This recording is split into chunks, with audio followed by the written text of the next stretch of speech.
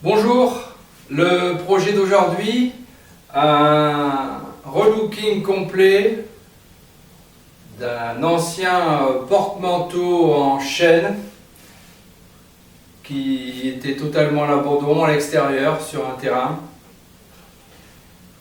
et qui était destiné à être découpé pour être brûlé. Il était équipé de vieilles patères en fer toutes rouillées qui avait fait beaucoup de traces noires sur le chêne et tout ça en profondeur. Donc j'ai dû créer des patères qui pouvaient masquer cette zone noire qui était trop profonde pour pouvoir être enlevée. Ensuite, petite modification sur l'avant qui était en bois quadrillé de cette façon. J'ai découpé, vous verrez dans la vidéo en atelier. J'ai récupéré tous les petits bois afin de pouvoir faire des réglettes, toujours dans le même ton, et pouvoir poser des tablettes en latté chêne, des tablettes qui proviennent du meuble de secrétaire si vous avez suivi mes autres vidéos sur la table de cuisine rabattable. Donc, 3 tablettes, une en bas, 2 inclinées afin de mettre des chaussures dessus. Le porte-parapluie de cette façon a été totalement transformé. Réalisation de pas de terre totalement en chêne. Ponçage profond et minutieux pour enlever toutes les traces dues à l'âge. Et puis utilisation d'un vernis chêne clair, un vernis très efficace, vous verrez lors de la réalisation sur la vidéo à l'atelier. Voilà, donc on va passer tout de suite à l'atelier pour la réalisation de A à Z. N'oubliez pas de vous abonner à ma chaîne, je vous en remercie d'avance, à bientôt, bye. Voilà, on passe tout de suite au démontage des vieilles patères qui étaient totalement rouillées.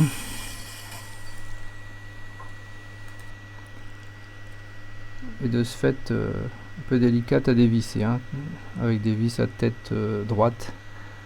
De très vieilles vis, car ce porte-manteau traînait dehors, à la pluie.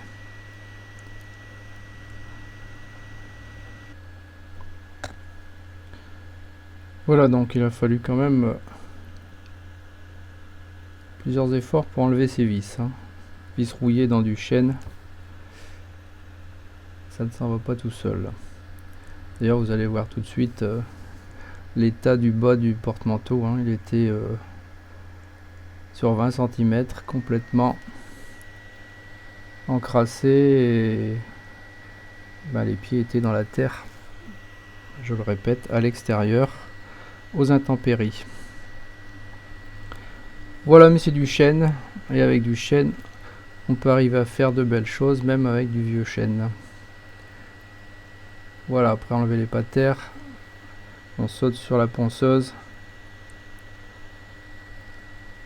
et là on va enlever un maximum d'épaisseur, donc de crasse, et en même temps affiner les raccords des tenons mortaises qui étaient un peu flottants.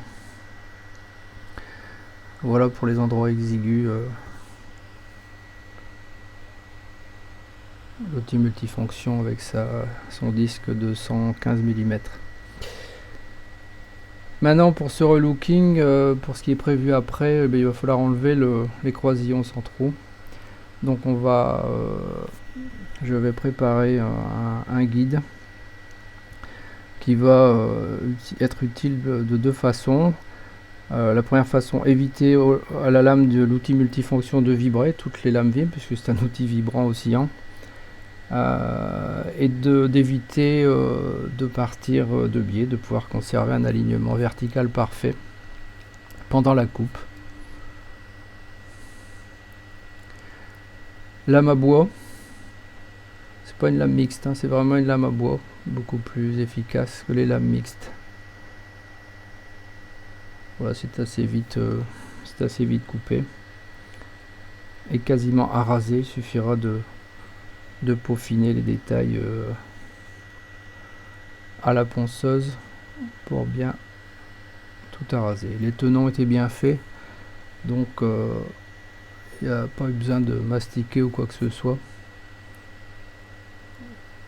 pour masquer les découpes, étant donné que la finition se doit d'être en chaîne claire. Le masticage n'aurait pas été très judicieux. Voilà, vous voyez, la lame ne vibre pas et me permet de conserver un alignement parfait par rapport à l'objet coupé. Voilà, donc on ne jette pas ce morceau, bien entendu, ces morceaux, puisqu'ils vont servir, après démontage minutieux, à faire des réglettes. Vous verrez plus tard. On ajuste un peu.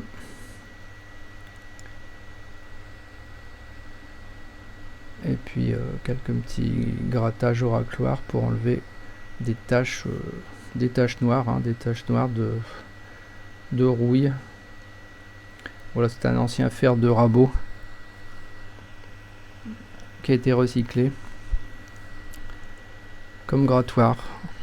Il suffit de l'affûter régulièrement et ça racle dans des endroits exigus, et même le chêne n'y résiste pas.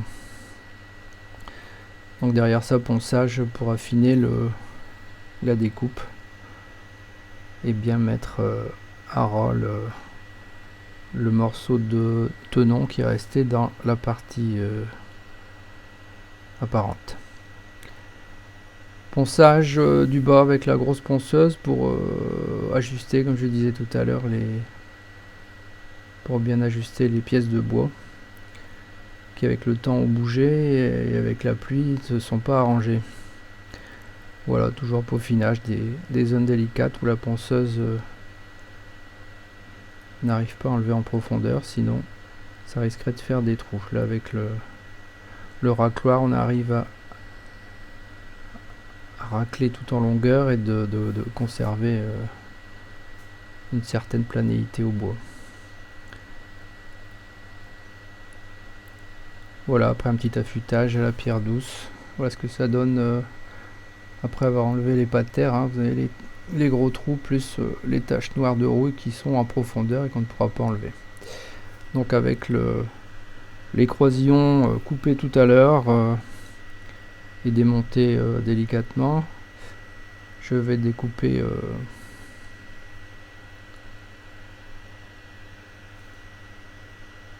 une bâtée qui permettra de venir poser des tablettes porte-chaussures à l'emplacement du porte-parapluie et de rénover ce porte-manteau en changeant son look.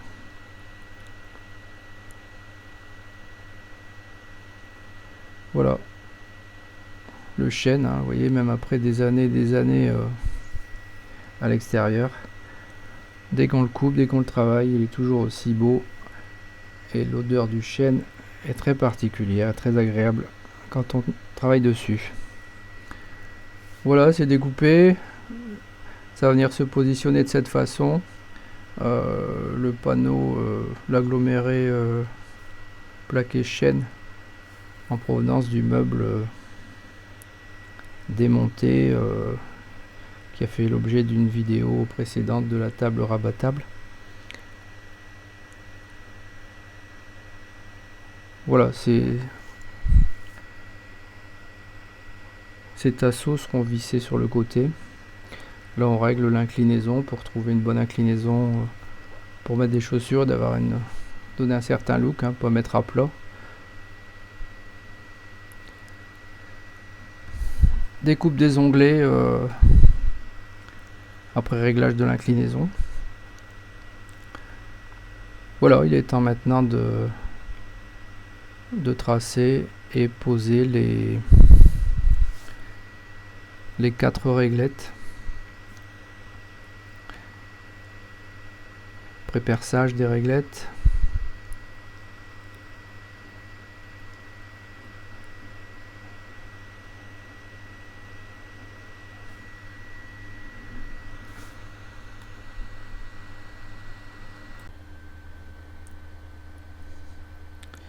Voilà, les trous ainsi faits vont être fraisés.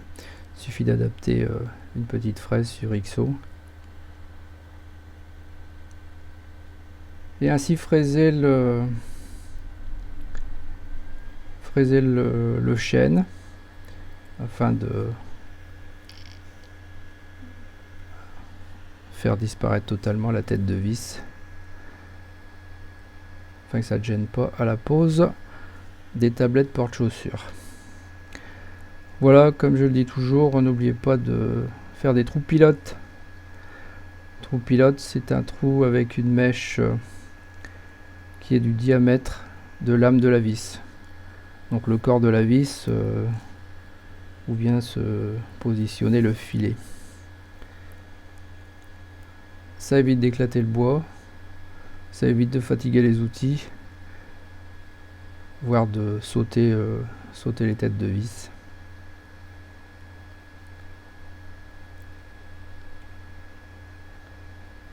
Voilà, donc les trous pilotes, surtout dans les champs de panneaux, d'agglomérés ou autres, n'oubliez pas, faites des trous pilotes, ne vissez pas directement. 90 fois sur 100, vous éclatez le panneau, même s'il ne s'éclate pas de suite. Quelques jours après, vous pouvez avoir un panneau tout à fait éclaté par manque de réalisation d'un trou pilote. Il existe des mèches fraiseuses directement pour ce genre d'utilisation. Vous percez, vous fraisez en même temps. Mais bon, là, on fait ça à l'ancienne. Une mèche et du savon. N'oublie pas, c'est dans du chêne massif. On met toutes les chances de son côté pour éviter d'abîmer le bois. Ou de casser la vis tout simplement. Ça arrive fréquemment de casser des vis dans du bois très dur. Tout ça parce qu'on n'a pas fait de trou pilote ou qu'on n'a pas mis de savon. N'hésitez pas à utiliser du savon.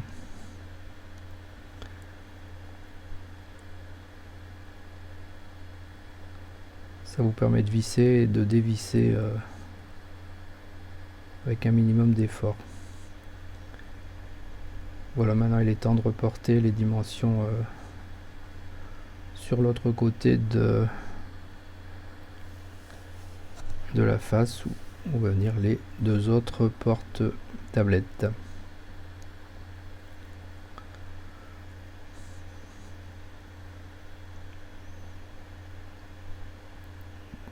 Voilà, encore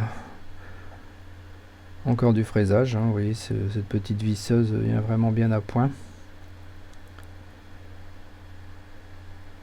Et ne rechigne pas. Là je fraise dans du chêne, donc c'est assez dur quand même. C'est une fraise qui est très pratique. Le trou pilote. Je ne répète plus à quoi il sert. Le savon qui va bien.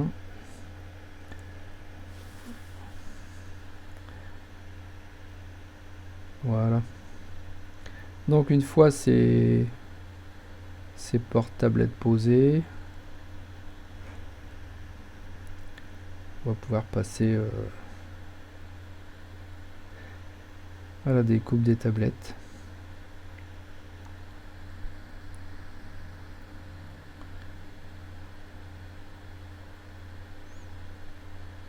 Donc je répète, quand on fixe dans du champ de bois, même dans du plein bois, trou pilote, on n'abîme pas les vis, on n'abîme pas les têtes, on ne casse pas les vis, on évite les contraintes sur le bois ou sur l'aggloméré ou sur le contreplaqué.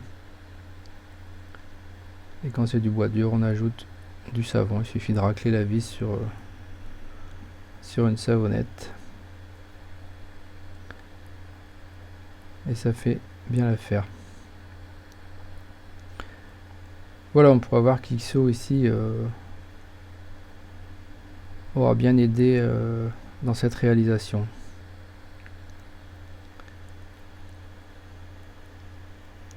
Voilà, on prend les dimensions pour la découpe de la tablette. Ce sont des tablettes de récupération, hein. Toujours, tout est en récupération sur ce porte-manteau également. Tablette d'un vieux meuble des années 60. Mise au format.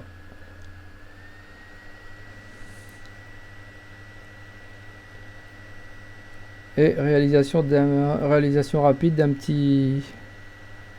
petite pige de bouts d'aluminium, de glissière en aluminium l'une dans l'autre, afin d'ajuster et faire des prises de mesure beaucoup plus précises qu'en mesurant et en ne sachant pas trop si on a 1 mm, si on est au-dessus, en dessous. Donc quand vous avez des mesures internes, l'idéal c'est la petite pige. Et c'est pas compliqué, un bout d'aluminium ou deux lattes de bois, une pince. Si vous voulez faire mieux, vous percez, vous faites des glissières. Si vous travaillez souvent le bois, de cette façon vous avez vraiment des mesures précises en intérieur. La pige. Voilà, ben maintenant il suffit de mettre au format sur la scie fabrication maison.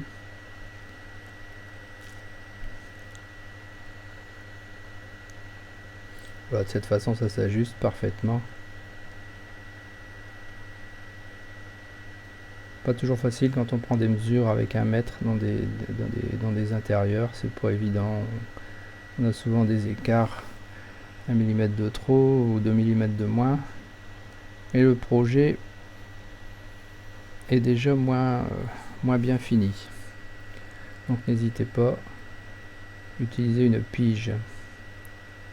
Si vous voulez avoir plus de détails sur la pige, vous posez vos questions sous la vidéo. J'y répondrai avec grand plaisir. Voilà, on teste un peu les chaussures, ça tient. Chaussures à talons, ça passera, il n'y a pas de problème. Et l'inclinaison très faible évite à la chaussure de glisser.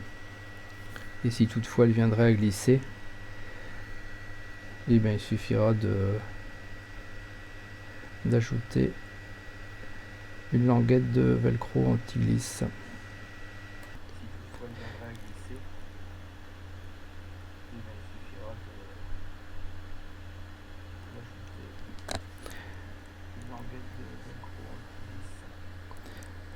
Voilà, maintenant un ponçage profond s'impose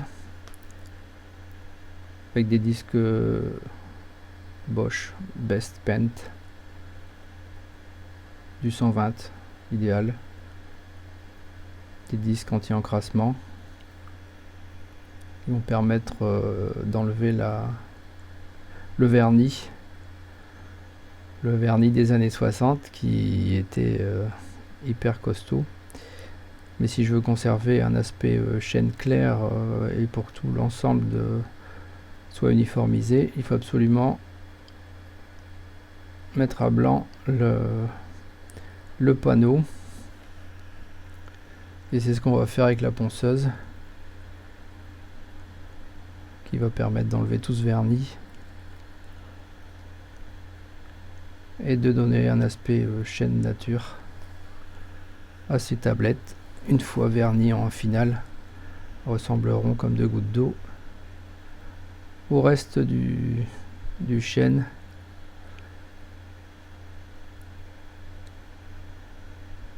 Voilà, c'est décapé, c'est propre, aucune trace de ponçage. Et la ponceuse est restée totalement clean, malgré une couche de vernis assez importante. Voilà, vous voyez, les couleurs sont harmonisées, sauf le champ. Le champ, lui, était en acajou. Donc ça donnera un petit look complémentaire à la fin, une fois verni. Vous verrez la fin du projet. De cette façon, tout s'arrange. Préparation des tasseaux pour le 3e panneau qui viendra faire un fond, qui servira également à poser des chaussures ou d'autres choses, et qui fermera la partie basse où l'intérieur des pieds était le plus abîmé. Je le répète, ce porte-manteau était dehors. Voilà, nouveau XO, hein, un endroit assez exigu, une visseuse normale avoir une inclinaison assez forte. Mais la XO reste bien à plat et pas de problème. Bien sûr les trous pilotes et puis du savon, hein, toujours du savon. On évite d'abîmer la vis, le bois et la visseuse et la personne qui tient l'ensemble. Voilà, donc 2 tasseaux et un tasseau bas